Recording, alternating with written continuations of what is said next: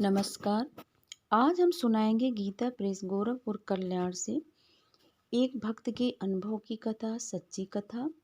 इस कथा का शीर्षक है कि हमें चमत्कार के चक्कर में नहीं पड़कर प्रभु कृपा, संत कृपा पर ही विश्वास करना चाहिए।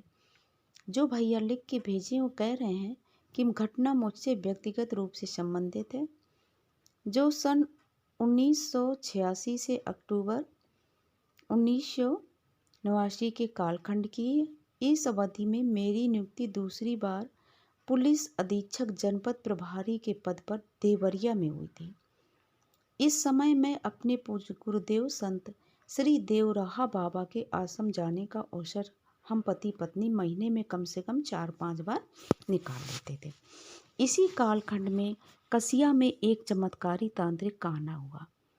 उसके चमत्कार अविश्वसनीय थे। वह जहाँ चाहता वहीं फल फूल मिठाई के साथ लाखों रुपए तक के नोट मंगा देता था। मुझसे संपर्क के कुछ दिनों बाद ही वे मेरे परिवार के सदस्य के समान हो गया था। उसके चमत्कारों का प्रत्यक्ष दर्शन करने के लिए जनपद के जिलाधिकारी, जिला न्यायाधीश, मुख्य चिकित्सा अधिकारी तक सपरिवार मेरे यहाँ आने लगे थे। वह स्वयं दुर्गा माँ का भक्त बताया करता था और मेरे अनुरोध करने पर उसने कुछ सिद्धियां मुझसे देने को कहा था। यद्यपि उसके बहकावे में आकर उसके शिष्य बनने से मैं बार बार बचता रहा, वो भी परम पूज्य देवराहा गुरु बाबा की असीम कृपा के कारण।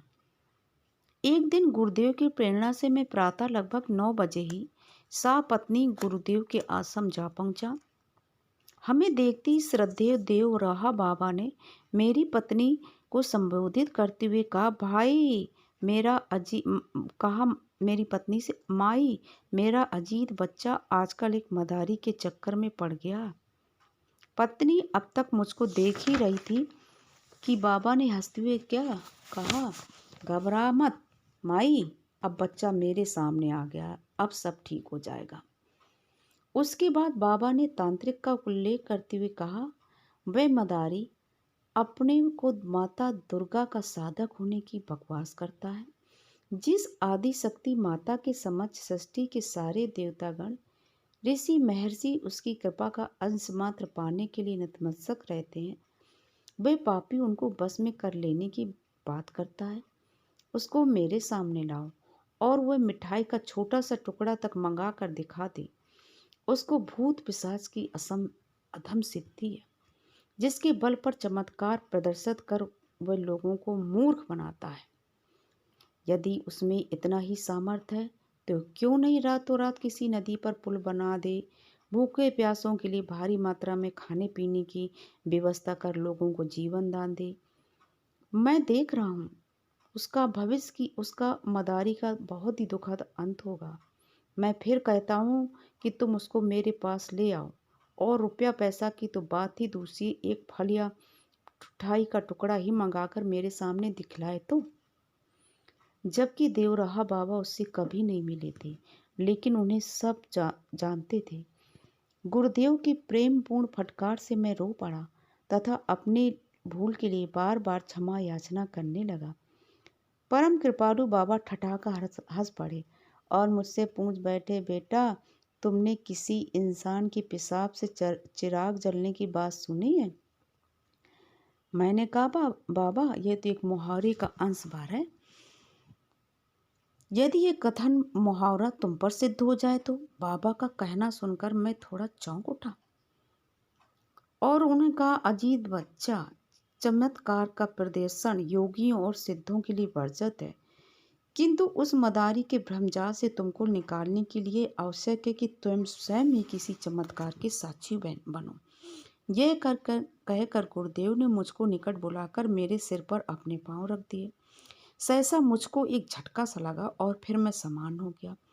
बाबा ने आश्रम से ही एक कोने में रखे मिट्टी के कुल्हड़ों के ढेर से एक कुल्हड़ उठा लेने को कहा तथा आदेश दिया कि वापस लौटते समय मार्ग में किसी सुरक्षित एकांत स्थान पर गाड़ी रुकवाकर इसी कुल्हड़ में पेशाब कर दूर से जलती माचिस की तीली उस कुल्हड़ में फेंकना। सावधान, बहुत निकट मत जाना, तुम और माई अपने चालक और सुरक्षा कर्मी को थोड़ी दूर खड़ा कर सकते हो, फिर देखना पेशाब से आग की कितनी तेज लपटें निकलती हैं। वापसी में मुझको ही नहीं वरन मेरी धर्म पत्नी और मेरे चालक, मेरे गनर सभी को ये परीक्षण करने की तीव्र उत्कंठा थी। अब पता नहीं क्यों रास्ते में मुझे लगा कि मूत्र त्याग की इच्छा भी बलवती हो उठी। वापसी में मैंने सलेमपुर रेल मार्ग को पार करते ही आम के बाग के किनारे अपनी कार रोक कर और सभी लोग कार से उतर पड़े। सुनसान स्थान पर हम लोगों के अतिरिक्त कोई ना था। थोड़ा हटकर अलग मैंने कुल्हड़ में मूत्र त्याग किया और गनर से माचिस मांगी। तीनों लोग कुल्हड़ से थोड़ी दूर पर खड़े हो गए। डरते डरते कुल्हड़ के निकट जाकर जलती माचिस की तीली उसमें फेंक कर मैं पीछे हट गया। ये क्या, जलती तिल्ली की कुल्हड़ में पड़ती सरसाई आग की तपती पर लपटने के लिए धड़ाम की ध्वनि हुई और कुल्हड़ कई टुकड़ों में विभक्त हो गया। आसपास के आम के सूखे पत्ते जल उठे। आश्चर्यचकित होकर हम सभी बाबा का रास्ते भर गुणगान करते वापस लौटे। दूसरे दिन मैंने दोपहर में थानाध्यक्ष कसिया को फोन कर उस तांत्रिक को अपने राजकीय आवास पर बुलवाया। मेरे तथा धर्मपत्नी के बारंबार अनुरोध करने पर भी हमने कहा कि चलिए बाबा जी, महाराज जी, स्वामी जी के आश्रम में चलिए, और उन्होंने आपको बुलाया देवराहा बाबा के। मेरे बार बार दबाव देने पर अंततः ये रहस्य खोलने को सहमत हो गया वो कि उसने कोई तांत्रिक देवी दुर्गा की कोई सिद्धि उसके पास नहीं है। उसने प्रेत एवं जिन्न को अपने बस में कर रखा है। जो परम वैष्णव सिद्ध संत के बाबा के निकट पहुंचती मुझको छोड़कर पलायन कर जाते और मेरा अहित कर बैठते। पूज देवराहा बाबा ने कहा था कि उस मदारी के पास अधम सिद्धियां हैं और वह उन्हीं का प्रयोग करता है। उसका अंत बड़ा ही दुखद होगा। कहने की आवश्यकता नहीं कि बाबा का कथन सत्य सिद्ध हुआ। उसकी बड़ी दुखद एवं कष्टमय मृत्यु हुई। श्री भगवान ने जैसे गीता में कहा है, यदन्ते सात्विका देवान यच रक्षांसि राजसा प्रेतान भूत गणान चाने यजन्ते तामसा जना। प्रसिद्ध है कि जैसा इष्ट वैसी गति देवों को पूजने वाले देवताओं को प्राप्त होते हैं, यक्ष राक्षसों को पूजने वाले यक्ष राक्षसों की गति को प्राप्त होते हैं, और भूत प्रेतों को पूजने वाले उन्हीं के जैसे रूप और गुण और स्थिति आदि को पाते हैं। इसे लेकर भेजा है डॉक्टर अजीत कुमार सिंह जी ने।